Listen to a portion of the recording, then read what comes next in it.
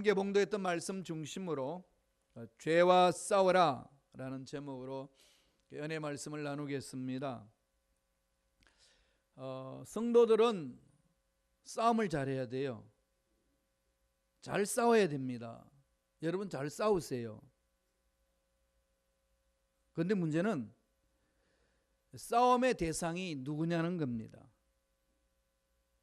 무엇을 위하여 싸우는지 이게 중요하다는 거죠. 우리가 싸우는 싸움은 세상 일들과는 다르지 않습니까? 사람과 싸우는 것은 싸움꾼이지 성도가 아닙니다.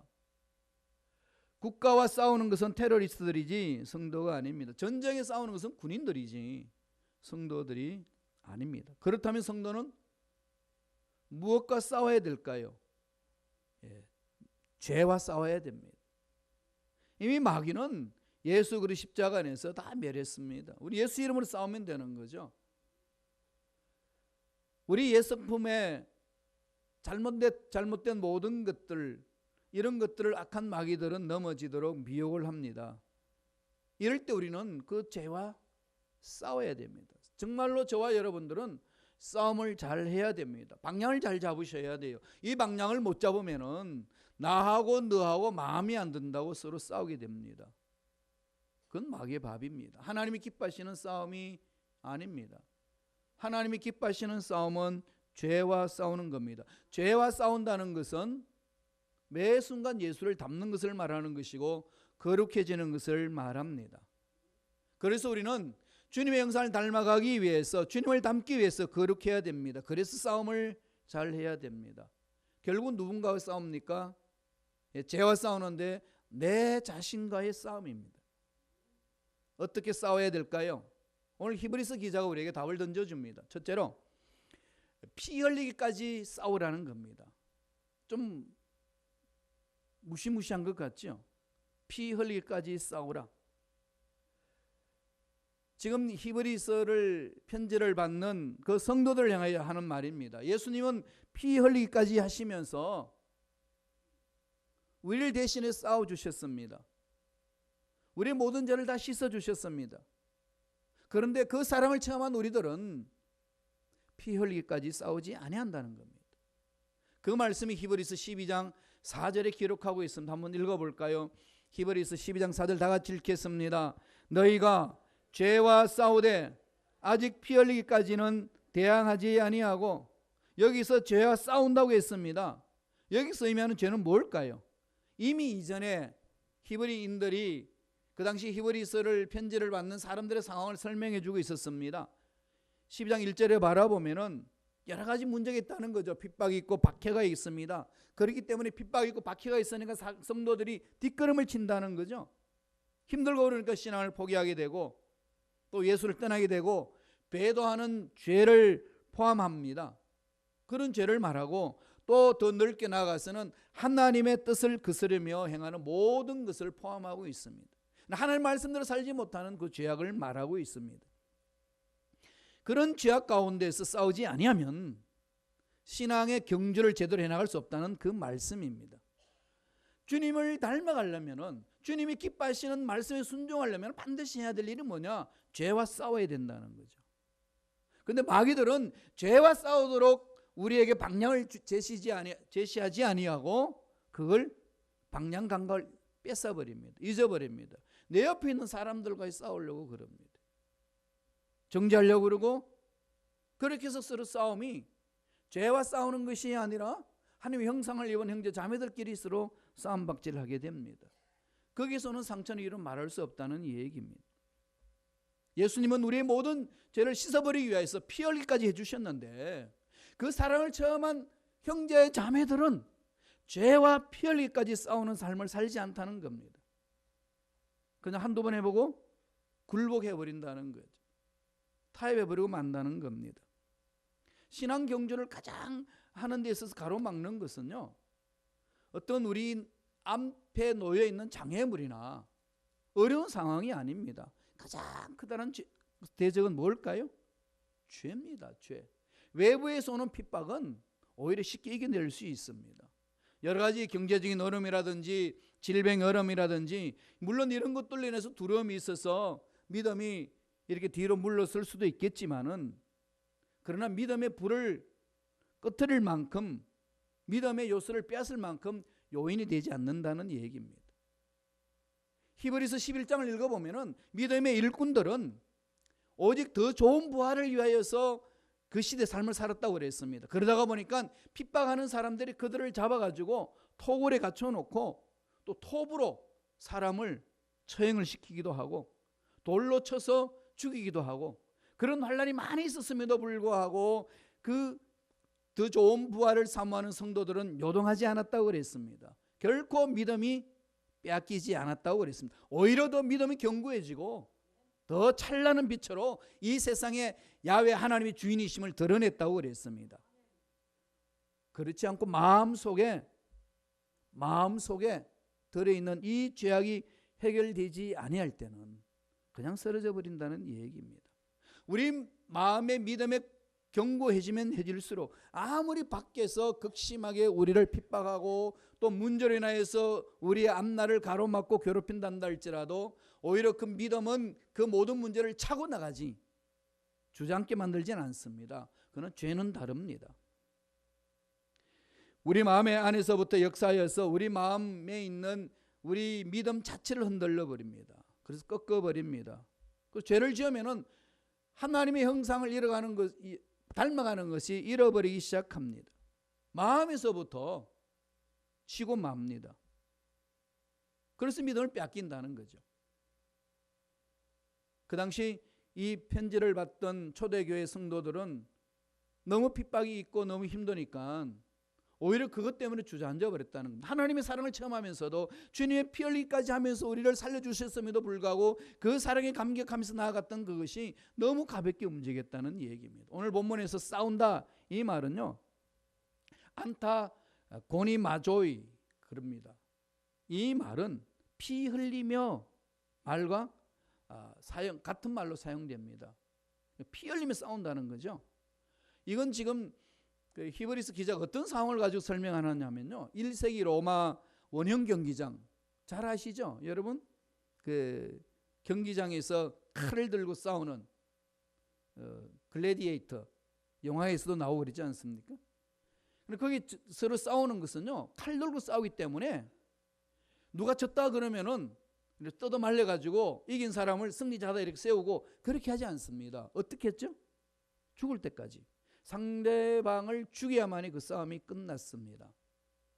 그런 상황이 있었어요. 그런 것을 예를 들면서 하나님 은혜 안에서 은혜를 체험한 자의 삶은 죄와 싸우되 이 죄에 대해서 지면 뭐 어쩔 수 없는 거고 이기면 승리자고 이런 정도로 가서는 안 된다는 겁니다. 그 당시 경기장에서 상대를 죽이지 않으면 내가 살 수 없다는 절체절명의 위기 속에서 싸웠던 것처럼 그리스도인들이 하나님의 사랑을 체험하고 하나님의 은혜를 맛본 자의 삶은 죄와 싸우되 그렇게 싸워야 된다는 거예요. 피 흘리기까지 하면서 싸우라. 이 부분에 대해서 오늘 현대 그리스도인들은 어떻게 생각하나요? 덮어버립니다. 죄에 대해서 설렁설렁 넘어갑니다. 그러다가 보니까 주를 닮아간다는 것은 말뿐이지 삶이 변화되지가 않습니다. 다른 나라 멀리 갈 필요 없어요. 지금은 유럽에도 지금 엄청난 어려움을 겪고 있고 미국도 어려움을 겪고 있는데 대한민국도 마찬가지 않습니까? 전부도 제가 말씀드렸습니다마는 대한민국 1900년 초에 우리 믿음의 조상들이 신앙생활한 것은요 어마어마했습니다. 그들은 나라를 위해서 헌신했고 민족을 살려내기 위해서 헌신했고 그저 교회 짓는 데만 정신 팔리지 않았습니다. 어떻게 하면 나라를 살릴까? 어떻게 하면 나라의 외치를 갚을 것인가? 어떻게 이 백성들을 이끌어낼 것인가? 학교 짓고 병원 짓고 그래서 그들 속에 그리스도의 사랑을 전하기 위해서 몸부림쳤던 것이 우리 대한민국의 믿음의 일꾼들의 삶이었습니다. 3.1 운동할 때는 어떻게 했습니까? 33인 독립선언문을 선포할 때 기독교인들이 대다수 들어가서 민족을 살려내는데 최선을 다했습니다. 오죽했으면 일본 순사가 독립운동하는 사람을 잡아가지고 조서를 꾸미고 일본 천황한테 보고할 때에 꼭 마지막 이런 길을 남겼다고 그럽니다. 이 사람이 하는 말은 믿을 수 있습니다. 왜냐하면 이 사람 예수 믿는 사람이기 때문에 그렇습니다. 그 인간은 예수도 안 믿는데 이 사람 말은 우리가 보증합니다. 왜냐하면 예수 믿는 사람이기 때문에. 이보다 멋진 평가가 어디 있습니까? 그러기에 그 당시 그리스도인들은 0.5%였습니다. 0.5%는 그리스도인이 민족의 정신을 이끌어갔습니다. 대한민국의 백성들이 그리스도인들을 존경하고 교회를 높이고 따라갔습니다. 지금은 25%가 됐습니다. 물론 이제 많이 이제 좀 축소되었습니다만은 그 정도의 그리스도인들이 4분의 1 정도의 그리스도인이 되었음에도 불구하고 지금은 세상으로부터 손가락질 받고 있습니다. 이 부분 한 번 더 우리가 좀 깊이 좀 생각해야 되지 않겠습니까? 지금 종교개혁을 한지 가톨릭의 부패가 심해서 그것을 개혁하고 나온 지 500년이 됐습니다. 왜 개혁을 했습니까? 잘못됐으니까. 말하는 것하고 사는 것하고 다르니까. 교회 가서 생활하는 것하고 세상 사는 것이 다르니까 이건 안 된다는 거에서 개혁을 했습니다. 그런 말씀에 서지 않기 때문에 그래서 새로운 교회를 만드는 것이 개신교입니다. 프로테스탄트 저항에서 나왔다. 500년 동안의 교회 공동체를 만들어서 왔는데 지금은 우리가 손가락질을 받고 있습니다. 교회혁의 대상이 됐다는 겁니다. 왜 이런 일이 일어났을까요? 오늘 히브리서 기자가 말한 겁니다. 죄와 싸우되 피 흘리기까지 하지 않는다는 겁니다. 예수 그리스도의 십자가의 그 은총이 얼마나 위대하신데, 예수 그리스도의 십자가의 은총이 얼마나 고귀한 건데 그 값비싼 은총을 값싼 싸구려 은총으로 전락해버렸다는 겁니다. 그래야 해서 우리가 힘을 잃었다고 성서는 우리에게 진단해 줍니다. 하나님의 사랑을 먼저 체험해야 됩니다. 우리는 이미 하나님의 사랑을 체험해서 하나님 자녀가 되었지 않습니까? 하나님의 영원한 유업을 기업으로 받을 수 있는 상속자가 됐지 않았습니까? 그 은혜를 체험했다면 우리의 삶은 어떻게 되나요? 네, 죄와 싸웁니다. 싸워야 되는 거죠. 죄와 싸워야 되는 겁니다. 피 흘리기까지 하면서 싸워야 됩니다. 나와 너의 생각이 다르고 나와 너의 가치관이 다르고 그것 때문에 싸우는 것이 아니고 죄와 싸우라고 성서는 가르칩니다. 이렇게 하지 못하는 것은 영적 부주의 때문에 일어났다고 그럽니다. 시대가 악해짐에 따라서 자꾸 그렇게 나가는 거죠. 이거는 전쟁터에서 여러분 전쟁할 때 군사들 어떻게 합니까? 내가 사느냐 죽느냐의 전쟁을 칩니다. 그런 상황이라고 설명을 해줍니다. 이 죄와 싸워서 이길 것이냐 아니면 죄의 포로가 되어서 죽을 것이냐 사활이 걸려있다는 거죠. 그냥 설렁설렁 넘어가는 부분이 아니라는 얘기입니다. 생사를 걸고 싸워야 된다고 이야기를 하고 있습니다. 피 흘리기까지 싸우는 믿음의 일꾼들 되시길 간절히 축원합니다. 그게 사는 길이에요. 두 번째 싸우는 부분에 있어서 여러 가지 어려운 문제가 일어날 때에 우리가 잘못할 수 있잖아요. 죄와 싸우면서 우리 잘못함이 있을 겁니다. 그때 잘못함이 있을 때 하나님 징계가 있습니다. 그런 징계에 대해서 자세를 얘기를 합니다. 두 번째 주는 메시지는 그 징계를 경히 여기지 말라는 겁니다. 죄와 싸우는 데 있어서 징계가 있을 수 있습니다. 그 징계를 잘 이겨내라는 거예요. 잘 받으라고 그럽니다. 오늘 성서는 뭐라고 설명해 주나요? 히브리서 12장 5절에 다 같이 한번 읽겠습니다. 한 목소리 읽습니다. 또 아들들에게는 권하는 것 같이 너희에게 건면하신 말씀도 이렇도다. 일러서되 내 아들아 주의 징계하심을 경히 여기지 말며 그에게 꾸지람을 받을 때 낙심하지 말라. 징계함이 있습니다. 친아들은 아버지가 징계합니다. 잘못된 것에 무조건 잘했다, 무조건 듣기 좋은 소리만 하는 것이 아니라는 얘기입니다. 오늘 현대 그리스도인들이 목사님들로부터 너무 듣기 좋은 소리만을 기대하고 있습니다. 그럼 우리들이 자꾸 이렇게 유혹을 받아요. 이 말하면 우리 성도님들은 싫어하지. 이런 순간부터 교회는 힘을 잃습니다.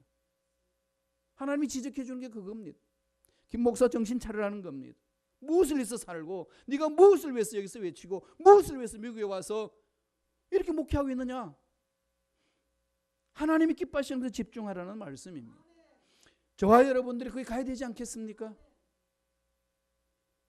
만약에 목사님이 좋은 차 타고 다니고 돈 많이 달라고 그러고 그럼 여러분 좋아하시겠어요? 그런데 여러분 좋은 차 타고 다니면서 전혀 죄의식 없잖아요. 여러분 돈을 펑펑 쓰면서 죄의식 없잖아요. 그런데 목사님 그렇게 하면 되게 싫죠? 그래요. 그런데 그게요, 여러분에게도 해당합니다. 세상 사람들이 우리를 그렇게 본다는 거예요. 여러분들이 목사에게 기대하는 게 있잖아요. 그래도 목사님은 그래도 이 정도는 이렇게 가야지 라는 기대 있듯이 세상 사람들이 예수 믿는 저와 여러분에게 그렇게 기대가 있습니다. 이런 기대를 저버리면 기독교 힘 없어요, 공동체. 대한민국 초대교회 그리스도인들은요, 존경받았습니다. 그리고 정직했습니다. 오직했으면 일본 순사 예수 믿지 않는 그들이 이 사람 말은 우리가 믿을 수 있습니다. 왜냐하면 예수 믿는 사람이기 때문에 그렇습니다. 오늘 우리 그렇게 인정을 받아야 되지 않을까요? 여러분 사업장에서, 직장에서 여러분 친구들에게 이분이 예수 믿는 사람이야. 그렇기 때문에 믿을 수 있습니다. 이건 우리가 만들어 가야 됩니다. 어떻게 해요? 죄와 싸워야 된다는 거죠. 그 싸울 때 우리가 잘못했을 때에 징계가 있습니다. 하나님은 채찍질하기도 하고 징계를 줍니다. 꾸짖음과 경고를 주시다가 그걸로 끝나지 않고 인생이 간섭하셔서 때리심으로 징계하실 때가 있습니다. 이런 징계 받을 때에 낙심하지 말고 피하지 말라는 겁니다. 자식이 부모한테 매를 맞을 때에 어떤 마음으로 매를 맞아야 합니까? 돌아봐야 되지 않을까요? 오늘 성서는 그와 같은 이유로 설명을 해줍니다. 히브리서 12장 5절이에요. 다 같이 한번 읽어봅니다. 한 목소리 천천히 묵상하면서 읽겠습니다. 히브리서 12장 5절입니다. 또 아들들에게 권하는 것 같이 너에게 건면하신 말씀도 잊었도다. 일러서되 내 아들아 주의 징계하심을 경히 여기지 말며 그에게 꾸지람을 받을 때 낙심하지 말라. 하나님이 책망하시고 꾸짖으시고 징계하실 때에 정신 차리라는 거죠. 징계의 무게를 받아들이라는 겁니다. 이유가 뭘까요? 죄에서 돌이키라고.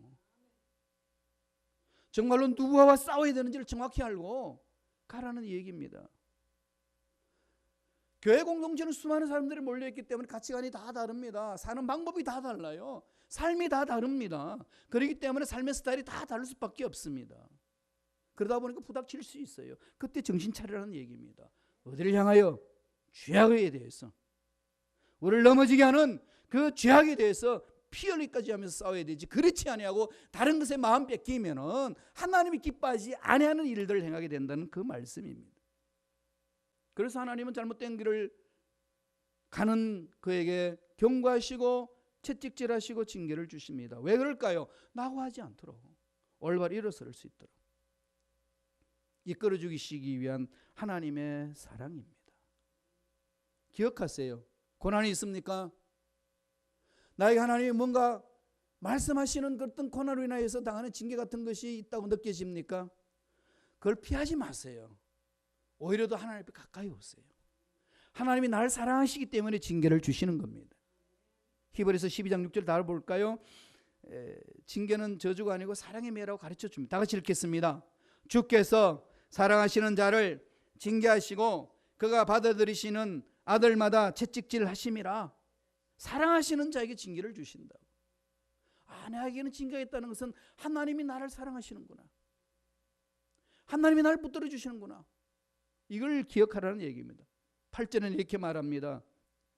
12장 8절에 보면은 징계는 다 받는 것이오늘 너희에게 없으면 사생자요 친아들이 아니니라.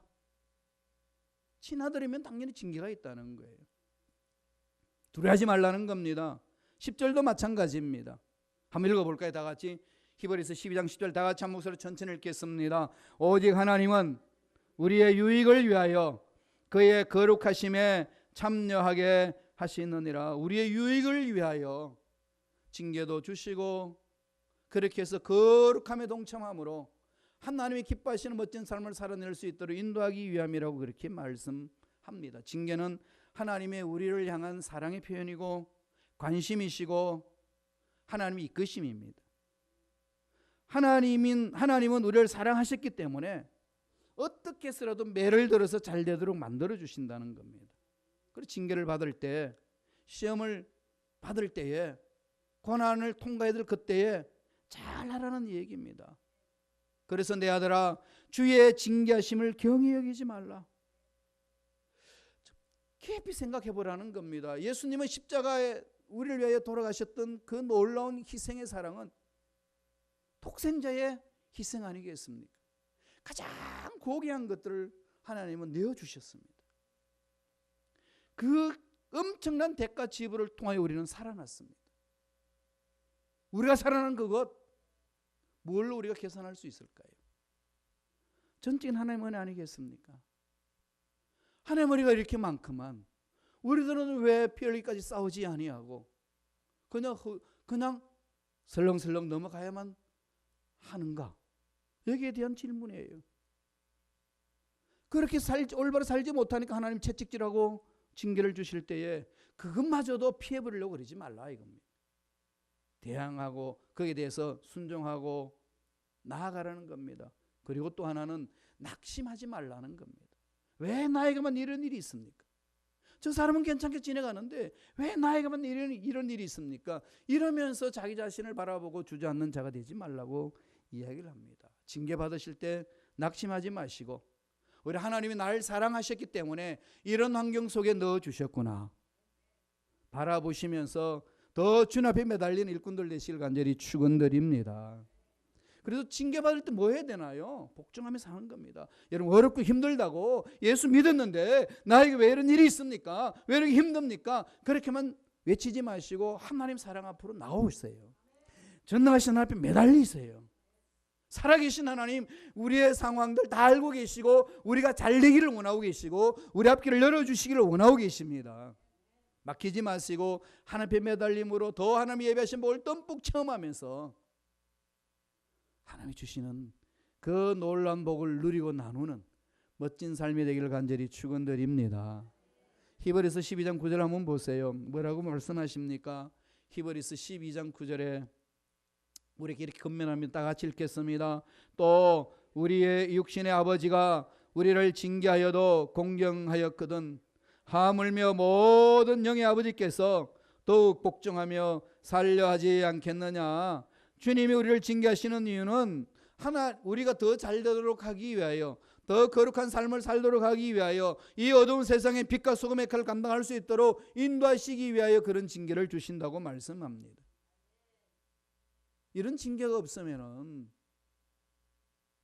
하나님 올바로 못 쓴다는 거예요. 그래서 교회 공동체도 이런 징계가 있어야 되는 것이고 학교에서도 이런 징계가 있어야 됩니다. 그런데 오늘날 학교에서 대한민국 특별히 같은 경우에는 이 학생들에게 징계를 하면 학생들이 반발합니다. 그걸로 끝나는 것이 않습니다. 부모들도 가세합니다. 내 새끼 어떻게 키웠는데 왜 징계 주느냐고. 그래서 학교는 스승이 없습니다. 제자가 없습니다. 그런 풍토에서 무슨 교육이 되겠습니까? 여러분 교회 공동체에서 주님이 스승이시면 주님의 말씀에 순종해야 되잖아요. 그리고 내 고집만 부린다면 무슨 일을 어떻게 할 수 있겠습니까? 안 된다는 얘기예요. 징계를 받으실 때 하나님의 사랑이 매구나. 내가 어려움에 처했을 때에 하나님이 나를 이끌어 주시기 위한 하나님의 방법이구나. 그 하나님의 사랑에 더 집중하시면서 그 사랑의 힘으로 어려운 상황을 잘 극복하시기를 간절히 축복합니다. 마지막 셋째로 싸울 때요 포기하지 말고 일어나서 싸우십시오. 세 번째 주는 메시지는요 포기하지 말고 일어나 싸우라는 겁니다. 우리 말씀 한번 읽어보고 살펴보지요. 히브리서 12장 12절 13절입니다. 다 같이 우리 천천히 히브리서 12장 12절 13절 읽습니다. 그러므로 피곤한 손과 연약한 무릎을 일으켜 세우고 너희 발을 위하여 곧은 길을 만들어 저는 다리로 하여금 어그러지지 않고 고침을 받게 하라. 여기서 피곤한 손 그러잖아요. 피곤한. 이 헬라어 원어는 파레이메네스라는 단어를 쓰는데 이 뜻은 축 늘어진 그럽니다. 축 늘어진. 죄와 싸우되 피 흘리게 싸울 때 오는 이 부담감도 있고, 그다음에 잘못된 것에 대한 징계도 있고 이러면은 어떻게 될까요? 쭉 늘어질 수 있습니다. 심신이 약해지고 무릎도 연약해지고 다리도 힘을 잃고, 이렇듯이 영육간의 우리 속에 그런 현상이 일어날 수 있다는 말씀입니다. 죄와 싸울 때에 이 부분에 지지 말라는 그 얘기입니다. 지금 징계를 받고 있다면은 그건 하나님 앞에 올바로 써가는 과정으로 여기시고, 하나님이 때가 되면 멋지게 나를 세워주시고 예배하신 복을 누리게 해주실 줄로 믿습니다. 가는 거죠. 과정을 참고 견디면은 축복의 열매가 있습니다. 미래가 안 보입니까? 왜 안 보일까요? 내 눈으로 보니까 안 보이는 것 아니겠습니까? 내 경험으로 미래를 바라보니까 안 보이는 것 아니겠습니까? 여러분 순범식하고 10년 후에 이어서 미래가 보이시나요? 20년, 30년에 보이시나요? 어떻게 보셔야 되나요? 내 경험, 내 상황을 그 속에서 미래를 보면은 답 없습니다. 이 나이에 내가 무엇을 하랴? 내가 가진 게 뭐가 있다고? 깜깜하지 않아요. 500여 기적을 일으킬 때 빌립이 그랬습니다. 예수님 점심때가 돼가지고 뭘 주라 그랬더니 빌립이 나타나서 그럽니다. 그 똑똑한 노를 계산을 다 해버리고 경험을 봤더니 기만 명이 되는 이 사람은 뭘 것이 사줄 데가 없습니다. 돈도 없거니와 돈이 있단다 할지라도 어디 가서 사옵니까? 틀린 말을 했나요? 맞는 말을 했나요? 반은 맞았어요. 육신의 눈으로는 그렇습니다. 육신의 눈으로 보면은 답이 없어요. 그 반면에 안드레는 뭐라고 그럽니까? 비록 우리에게 연약하고 가진 게 이것밖에 없지만은 하나님이 만져주시면은, 전능하신 주님이 만져주시면은 이 절망은 희망으로 바뀔 줄로 믿습니다. 그게 보리떡 5개, 물고기 2마리 가져오잖아요. 그걸 내놓으실 수 있나요? 믿음이 없이는 어떻게 그걸 가능합니까? 기만 명을 어떻게 먹일 수 있나요? 전능하신 하나님이 있는 자는 그게 보이는 겁니다. 미래가 안 보인다 그러면요, 아직 영안이 안 밝혀졌다는 얘기예요. 무릎을 꿇으세요. 하나님의 능력을 붙드세요. 하나님은 살아계십니다. 죽은 자도 살리시고 없는 것도 있게 하시는 하나님이십니다. 우리는 그 하나님에 의해서 사는 자들입니다. 우리가 무슨 힘이 있습니까? 하나님이 붙들어 주셔야만 가능한 겁니다. 그러므로 죄와 싸울 때 피 흘리기까지 싸우기도 하고, 또 징계가 있을 때에 이상히 여기지 말고 오히려 하나님 더 매달리고 나아가라. 그래서 뭐라고 권면합니까? 피곤한 손, 연약한 무릎 주저앉지 말고 이렇게 세우라. 하나님은 살아계시고 죽은 자도 살리시는 분이시다. 낙심하여 쓰러지지 말고 새 힘을 가지고 앞으로 전진하라. 사실 징계를 받고요, 어려운 상황에 처하면은 무릎이 떨리고 기진맥진하잖아요. 용기도 사라져 버리잖아요. 그걸 권면하고 있습니다. 이러으라는 겁니다. 또 하나는 뭐라고 그러나요? 고든 길을 만들어 가라는 겁니다. 길이 굽이 이렇게 막혀 있습니다. 두려워하지 말고 전능자 하나님을 바라보면서 좌로나 우로나 치우치지 말고, 하나님이 내 사업을 만지시면 일어날 줄로 믿습니다. 하나님 우리 가정을 만져주시면 우리 가정도 새로워질 줄로 믿습니다. 우리 자녀들의 앞날에 막혔던 그것도 하나님이 함께 하실 때에 풀어지는 역사가 일어날 줄로 믿습니다. 하나님의 전능하심을 믿고 가는 자에게는 그렇게 고백할 수가 있고 미래가 보이는 겁니다. 하나님이 하시니까. 그 하나님은 영원토록 살아계신 분이니까. 그 하나님은 죽은 자도 살리시고 없는 것도 있게 하시는 하나님이시니까 바랄 수 없는 중에도 우리는 바라고 믿을 수 있는 겁니다. 그게 믿음이라고 가르쳐 주시고 있지 않습니까? 저는 다리 어그러지지 않고 고침을 받을 수 있도록 하나님은 만져주셨다고 하셨습니다. 무슨 문제든지 주님 앞에 내려놓으시고, 내 육체에 어떤 상에 놓여 있든지 세상 의술로 못 고치는 병이 있단다 할지라도 그것은 참조고 전능하신 하나님 손에 내려놓기 바랍니다. 마음이 병들고 생각이 병든 사람 다 주님 앞에 내려놓으실 때에 하나님은 반드시 고쳐주실 줄로 믿습니다. 교회가 병들어도 하나님이 함께 하실 때에 고쳐주시는 것 아니겠습니까? 말씀을 붙드세요. 하나님은 1.1획도 변함이 없이 하신 말씀 반드시 이루어 주십니다. 그 과정을 믿음으로 잘 극복하셔서 하나님이 예배하신 복을 듬뿍 체험하는 주님의 귀한 일꾼들이 되시길 간절히 축원드립니다. 지금 교회 공동체가 힘이 없는 것은 딱 한 가지로 성서는 가르칩니다. 제발 안 싸운다는 거예요. 지네들끼리 싸우지. 제발 싸워야 되는데 하나님의 형상을 입은 자기들끼리 싸운다는 거죠. 농락당하고 있습니다. 마귀에게. 속지 마세요. 죄와 어떻게 싸워야 되나요? 피 흘리기까지 싸우라는 것 아니겠습니까? 징계가 있느냐? 경히 여기지 말고 낙심하지도 말고 일어서라. 포기하지 말고 일어나 싸우라. 하나님이 반드시 지켜주십니다. 그 은혜가 저와 여러분 삶에 넘쳐나길 간절히 축원합니다. 기도하겠습니다. 하나님 아버지, 감사와 찬양을 드립니다. 연약한 우리들, 이 세상을 바라볼 때 참으로 힘이 없습니다. 부닥치는 문제 앞에 어떻게 답을 찾아서 나가야 될지 막막하기도 합니다. 미래가 안 보일 때 너무 많이 있습니다. 그럴 때마다 전능하신 앞에 나와서 무릎을 꿇고 부르짖음으로 하나님이 보여주시는 미래를 가질 수 있도록 축복하여 주옵소서. 오늘도 하나님의 사랑에 감격하여서 이렇게 성찬 예배를 드립니다. 믿음으로 성찬을 받을 수 있도록 성령이 우리 마음을 사로잡아 주시고 병든 우리 마음 치료해 주시고 병든 육체 우리 치료하여 주셔서 죄와 싸우되 피 흘리기까지 싸우며 주를 닮아가는데 또 장성한 분량에 이르는데 최선을 다하여 달려갈 수 있도록 역사하여 주옵소서. 감사하고 예수님 이름으로 기도드리옵나이다. 아멘.